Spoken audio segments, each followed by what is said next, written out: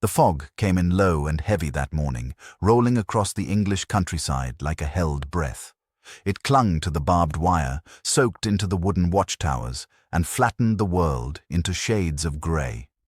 Private First Class Jack Mallory stood his post with his collar turned up and his M1 slung tight against his chest, boots sinking into the mud that never seemed to dry. Somewhere beyond the wire, a line of German prisoners stood shoulder to shoulder in the cold, waiting for breakfast. They didn't speak. They rarely did. This was Camp Ashford, temporary by name, permanent by feel, a former sheep pasture carved into squares by wire and timber, now holding close to 800 German POWs. Most of them had come off the beaches in Normandy just weeks earlier. Others were Luftwaffe ground crews, tankers pulled from burning steel coffins in France, boys no older than Jack himself. 22 years old and already worn thin by war, Jack watched them with a cautious eye that tried not to harden into hate. "You'd think they'd be louder," Corporal Eddie Rains muttered from the tower ladder behind him. Eddie was from Chicago, a street-smart kid with a smoker's cough and a way of pretending nothing rattled him. 800 krauts in one place. Back home, that many guys had never shut up. Jack didn't answer right away. He was watching a tall German with a narrow face and sunken eyes. The man stood rigid, hands clasped behind his back, staring straight ahead as if the fog itself were an enemy he dared not blink at. "They ain't home," Jack finally said. "None of us are." Eddie snorted softly. "That's poetry, Mallory. You write that one down for your memoir." Jack smiled despite himself, but it faded fast. Home. He pictured Iowa fields under summer sun, his father's hands rough with soil, his mother humming while she cooked. That world felt like another lifetime. Here, everything smelled of damp wood, boiled cabbage, and fear nobody wanted to name. A whistle blew. Breakfast detail. The prisoners shuffled forward in silence, boots scraping gravel, eyes low. Jack noticed how carefully they moved. No sudden gestures, no talking. They'd learned fast. British camps were strict, and the American units assigned to guard them had learned to match that discipline. The war demanded it. Captain Robert Harlan stood near the mess hut, clipboard under his arm, helmet pulled low. He was a career officer, mid-30s, sharp-eyed and steady. The kind of man who didn't waste words. When Jack passed him, Harlan nodded once. "Stay sharp today," the captain said. "We're getting equipment." "What kind, sir?" Jack asked. Harlan hesitated just long enough for Jack to notice. "Radio gear." Jack blinked. "Radio, sir." "British broadcast unit, temporary install." Harlan's gaze flicked toward the prisoners. "Orders came down this morning." Eddie, now beside Jack, raised an eyebrow. "You mean news? Like actual news?" Harlan's mouth tightened. "Like the BBC, yes." That got Jack's attention. News was a weapon. Everyone knew that. The Germans had been fed lies for years, victories stitched together with propaganda, defeats buried under speeches. Letting them hear Allied broadcasts wasn't about kindness. It was about truth, and truth, sometimes, was more dangerous than bullets. "Is that wise, sir?" Eddie asked. Harlan met his eyes. "It's not our call. Just make sure nothing gets out of hand." The captain moved on, boots crunching through gravel. Jack and Eddie exchanged a look. "Well," Eddie said quietly, "that's going to stir the pot." The rest of the morning passed slow and tense. The fog burned off, leaving a pale sun and a sky stretched thin. Guards rotated. Prisoners ate, cleaned, waited. Waiting was the hardest part. For everyone, Jack found himself thinking about the tall German again. He saw him later by the wire, crouched with a group of others, speaking in low, urgent whispers. When Jack stepped closer, they fell silent instantly, eyes forward, faces blank. That afternoon, A British truck rolled into camp, its engine coughing like an old man. 2 Royal Signals men climbed out, carrying crates stamped with warnings Jack couldn't read. Wires followed. Antennas rose. The radio unit took shape near the central yard, guarded by 2 MPs and a British sergeant who looked like he'd rather be anywhere else. Word spread fast. Prisoners craned their necks. Guards whispered. Nobody laughed. By dusk, everything was ready. Captain Harlan gathered the American guards near the yard. His voice was calm, but there was an edge to it now. "This broadcast will run for 15 minutes, he said. "Prisoners will remain seated. Any disturbance, you shut it down. Understood?" "Yes, sir," they answered. Jack took his position near the front row of prisoners. Eddie was across from him, jaw set. The Germans were marched in and seated on rough benches, hundreds of them, helmets off, hands visible, faces expressionless. But Jack could feel the tension rolling off them like heat. The British sergeant adjusted the dial. Static crackled, sharp and sudden. Several prisoners flinched.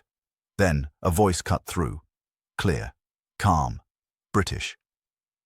"This is the BBC Home Service, reporting from London." The effect was immediate. Jack watched as heads lifted, eyes widened. A murmur rippled through the crowd, then died as the guards stiffened. The voice continued, measured, unflinching. It spoke of Allied advances, of cities liberated, of battles lost and won.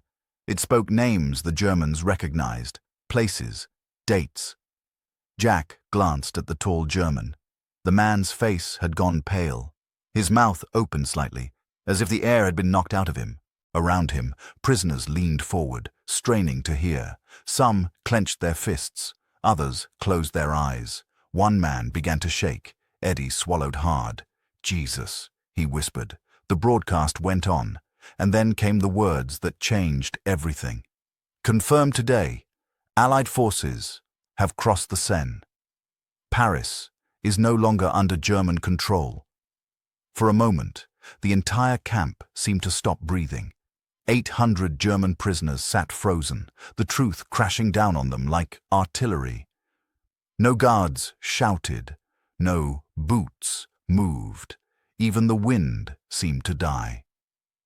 Jack felt his heart hammering, not with triumph, but with the raw weight of witnessing something irreversible. This wasn't just news. It was the end of a world. The silence after the broadcast ended was heavier than the fog that had rolled in that morning. It wasn't the quiet of obedience or fear.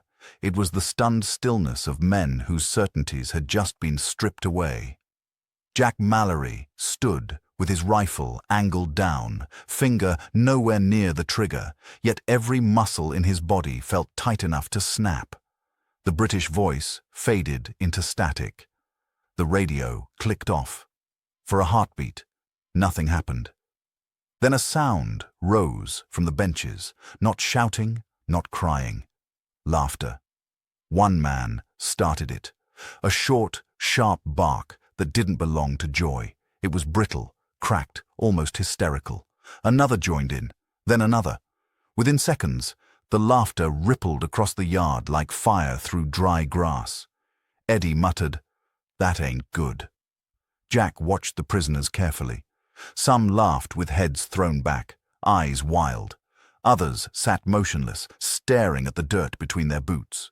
One young German, barely more than a kid, covered his face with both hands and began to sob, shoulders heaving. Captain Harlan stepped forward, voice cutting through the noise. "That's enough!" The laughter faltered, but didn't fully die. It shifted, became murmurs. Rapid German words flew back and forth, too fast for Jack to catch. He recognized the tone, though. Shock, anger, something close to betrayal. The tall German, the one Jack had noticed since morning, stood slowly. Jack's grip tightened on his rifle. "Sit down," Eddie barked. The man didn't move. He raised his hands, palms out, and spoke in careful, accented English. "You lied to us," the German said. His voice was steady, but his eyes burned. "Our officers, our radios, They lied. A ripple of agreement surged behind him. Men stood, benches scraped, the guards stiffened, rifles lifting in unison. "Sit down." Captain Harlan's voice was ice. The German hesitated. For a moment, Jack thought he might keep going, might push this fragile moment past the breaking point. Then, slowly, the man sat. The tension didn't leave.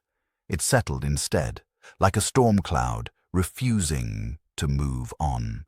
The prisoners were marched back to their compounds under doubled guard. No more broadcasts that night. The British sergeant packed up his equipment with pale hands, avoiding eye contact. As darkness fell, Camp Ashford felt different. Louder, somehow, even in silence. German voices murmured late into the night. Guards paced more often. Fingers rested closer to triggers. Jack lay on his bunk in the guard barracks, staring at the ceiling. Eddie sat on the edge of his bed, cleaning his rifle with unnecessary force. "You see their faces," Eddie said quietly. "Like somebody pulled the floor out from under 'em." Jack nodded. "They didn't know." "No," Eddie agreed. "Or maybe they didn't want to know." Sleep came in fragments. Dreams of radios crackling with bad news, of faces behind wire, eyes hollow and accusing. The next morning brought rain and trouble. It started small. A fight in Compound C. 2 German soldiers trading punches over a rumor. Something about Berlin, something about families left behind. Guards broke it up quickly, but the edge remained. By noon, prisoners refused to work. Shovels stayed on the ground. Heads shook in unison. Captain Harlan addressed them through a translator, his patience thinning. "You are prisoners of war. You will follow orders." The translator relayed it. The tall German stepped forward again. "We will work," he said. "But we will hear the truth." A murmur of approval followed. Jack felt a chill. This wasn't a riot. This was something else, collective, purposeful. That afternoon, word came down from higher command.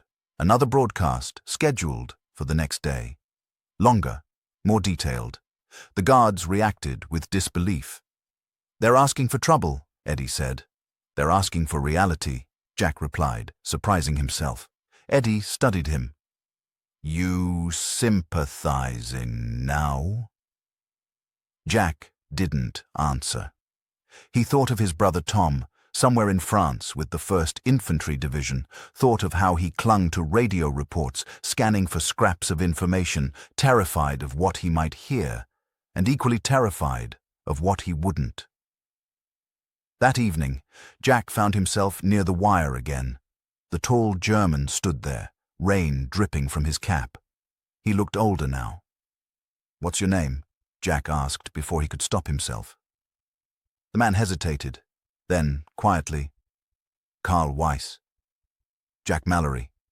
They stood in silence, separated by wire and war. "You believe the radio?" Jack asked. Carl let out a breath. "I believe. My mother will not hear my letters anymore." Jack swallowed. The second broadcast began under darker skies. Rain fell steady, drumming on helmets and tin roofs. The prisoners sat, tense but attentive. Guards ringed the yard, nerves stretched thin. The BBC voice returned, relentless in its calm. More cities, more losses, names of divisions wiped out, the Eastern Front collapsing faster than anyone had admitted. This time, there was no laughter. Men stared straight ahead as if bracing for impact. A few whispered prayers. One older German removed his cap and held it to his chest. When the broadcast ended, the silence that followed was different from before. Heavier. Final. Then someone shouted, from the back of the compound. "Lies!" another voice answered. "No! It's over!" Chaos erupted. Men surged to their feet. Shouts echoed. A bench overturned. Guards raised rifles, shouting commands. Jack's heart slammed against his ribs as he moved, training kicking in. A German lunged for the wire. not to escape, but to scream through it. MPs tackled him. Another prisoner collapsed, clutching his chest. "Medic!" someone yelled. Jack knelt beside the fallen man. The prisoner's eyes were glassy, breath shallow. Jack pressed his fingers to the man's neck, counting, praying. Around him, the camp teetered on the edge of something terrible. And Jack knew, deep in his bones, that once the truth had been heard, there was no locking it back behind barbed wire. The man on the ground wasn't dead, but he was close. Jack pressed down gently on the prisoner's chest, feeling the uneven rise and fall, the panicked flutter beneath his palm. Rain slicked the dirt beneath them, turning the yard into a churned-up mess of boots and fear. The German's lips trembled, breath coming in short, rasping gasps. "Easy," Jack said, more to himself than to the man. "Easy now. You're going to be all right." He wasn't sure he believed it. "Medic coming through," a voice shouted. A US Army medic slid in beside Jack, Red Cross stark against the mud-smeared canvas of his helmet. He worked fast, practiced, snapping orders Jack barely heard. Around them, the camp was on a knife's edge. German prisoners stood frozen in clusters, faces pale, eyes wide. Guards ringed them, rifles raised but trembling just enough to show they were human too. One wrong move, one misunderstood gesture, and the whole place could erupt. Captain Harlan strode into the yard, rain streaking his face like tears he didn't have time for. "Stand them down," he ordered sharply. "Nobody fires unless I say so." A crack of thunder rolled overhead, low and menacing. Jack rose slowly, backing away as the medic took over. His hands shook, not from fear of the prisoners, but from the sudden realization of how thin the line really was. These men weren't monsters. They were broken soldiers who had just watched their world collapse through a speaker box. Carl Weiss stood near the front again. His posture was rigid, jaw clenched so tight Jack thought his teeth might crack. When his eyes met Jack's, there was no anger there now, just devastation. The fallen prisoner was carried away on a stretcher. The yard emptied under shouted commands, prisoners herded back into compounds, guards escorting them in tight formations. The wire gates slammed shut with final, echoing clangs. That night, Camp Ashford didn't sleep. Searchlights swept back and forth, cutting white scars through the darkness. Guards doubled up. Rifles stayed loaded. Somewhere in the distance, artillery rumbled, practice fire from a nearby base, but it sounded too much like the real thing. Jack took the midnight watch in Tower 3 with Eddie. Rain had finally stopped, leaving the air cold and raw. Eddie lit a cigarette, hands shaking enough that it took 2 tries. "I keep thinking," Eddie said, staring out over the compounds. "What if it was us?" Jack didn't answer right away. "What if we were the ones hearing it?" Eddie continued. "That Chicago fell, that New York burned, that everything we were fighting for was already gone." Jack exhaled slowly. "Then I reckon we'd react the same way." Below them, in Compound B, voices murmured. A song drifted up, soft, unfamiliar, a German folk tune, low and mournful. It carried through the wire, through the dark, and settled heavy in Jack's chest. Just before dawn, it happened. A shout, sharp, urgent, movement near the east fence. Jack swung the searchlight around, heart leaping into his throat. A group of prisoners clustered near the wire, not charging, not climbing, standing. Captain Harlan was already running, boots pounding mud. "Hold fire!" he shouted. The prisoners raised their hands. One stepped forward. Carl. Jack climbed down from the tower before he was told to, boots hitting ground hard. He didn't know why, only that something in his gut told him this moment mattered. Carl spoke, voice hoarse but controlled. "We will not riot," he said. "We will not escape." Harlan's eyes narrowed, then stepped back. Carl shook his head. "We only ask to listen." "To what?" Harlan demanded. "To The truth, Carl said. Together. A dangerous silence followed. Jack felt the weight of history pressing in. This was bigger than one camp, one night. This was the moment when enemies decided whether the war ended in blood or something else. Harlan looked around, at the guards, at the wire, at the faces of men who had lost everything but their dignity. 15 minutes, Harlan said finally. One broadcast. Any trouble, it ends. Relief rippled through the prisoners, not cheers, just a collective exhale. The radio was brought out again as dawn crept over the horizon, painting the sky a bruised purple. Prisoners sat on the wet ground. Guards stood among them, not above them. Jack noticed that his rifle was lowered now, almost unconsciously. The BBC voice returned, steady as ever. It spoke of Allied armies pushing east, of camps liberated, of evidence, photographs, testimonies, of things the Germans had been told never existed, camps within camps, men reduced to numbers. A low sound moved through the prisoners, not denial, horror. One man whispered, 9, over and over. Carl closed his eyes.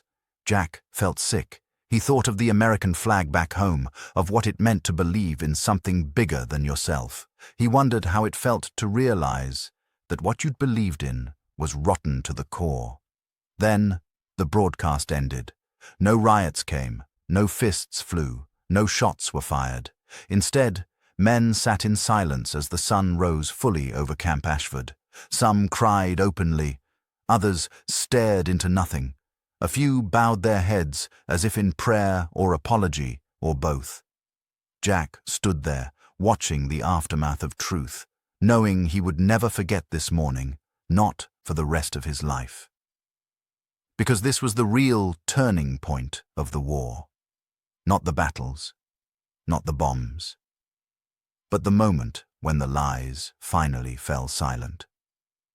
The war did not end that morning at Camp Ashford, but something else did. The days that followed were quieter, not peaceful, not easy, but quieter in a way Jack Mallory had never known. The shouting stopped. The whispers softened. The German prisoners still lined up for roll call, still ate their rations, still slept behind wire. But the air had changed. The weight of pretending was gone. Truth, once heard, had settled in like a bruise. Jack noticed it in small things. Prisoners no longer snapped to attention when guards passed. Not out of defiance, out of exhaustion.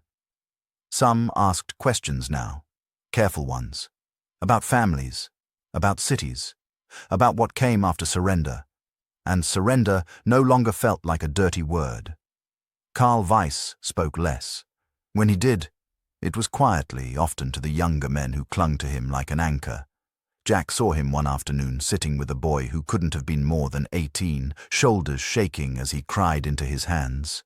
Karl didn't say anything, just rested a hand on the kid's back and stayed there. Jack turned away, throat tight. The radio broadcasts continued, shorter now, more measured. No one protested. No one demanded more. They listened, because listening was all they had left. One evening, a letter arrived for Jack, Iowa postmark, his mother's handwriting, neat and careful. Tom is alive, wounded, but alive.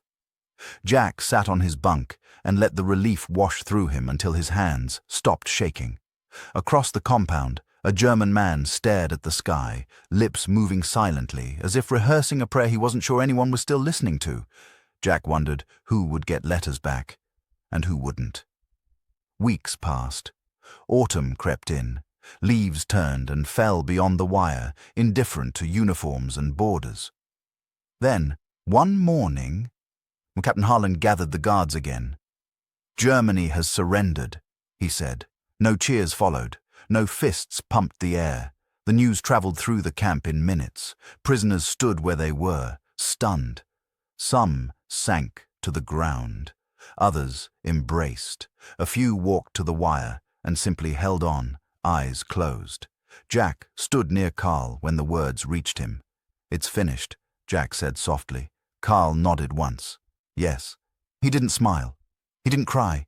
He just exhaled, long and slow, like a man who had been holding his breath for 6 years. Repatriation began soon after. Prisoners were processed, names checked, orders issued. The camp emptied slowly, deliberately. Men left in groups, carrying what little they owned. On Carl's last day, he stood by the wire one final time. "Thank you," he said to Jack. "For what?" Jack asked. "For letting us hear," Carl replied. "Even when it hurt." Jack swallowed. "Take care of yourself." Carl nodded. "You too, Jack Mallory." They didn't shake hands. They didn't need to. When the last truck rolled out, Camp Ashford felt impossibly large and empty. Barbed wire sagged. Towers stood silent. The radio crate sat unused in a corner, its power switch worn smooth. Eddie leaned against the railing, staring out. "Funny," he said. "All that noise, all that fear, and now it's just gone." Jack nodded. "Yeah." They stood there a long time. Years later, long after the uniforms were folded away, long after the war had been turned into headlines and speeches and parades, Jack would still remember that day. Not the victory marches, not the medals, but the moment when the whole camp stopped talking, when enemies listened together, when truth crossed barbed wire and changed men forever. And he would know, deep down, that sometimes the loudest turning point in history comes not from gunfire,